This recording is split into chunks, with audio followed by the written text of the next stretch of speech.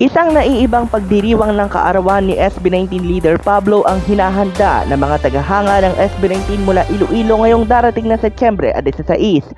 Sa pabatid ng official Twitter account ng Iloilo 18, makikiisa ang naturang pangkat ng mga fans sa DENR Region 6 International Coastal Cleanup Celebration na mangyayari rin ng kaparehong petsa. Pinabatid na nila ang naturang paanyaya sa pamamagitan ng isang 30 segundo na infographic at ayon pa sa kanilang caption, mas magandang ipagdiwang ang kaarawan ng pinakapinuno ng SB19 kasama ang pagpopromote ng kulay asul at malinis na karagatan.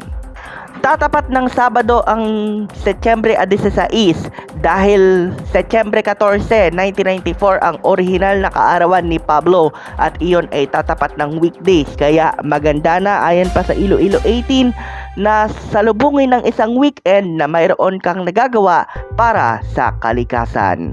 Para sa Mabuhay Radio News na walang takot at walang pinapaboran, ito po ang inyong Senbat sa Patrol number 2, Stephen Saras Perez.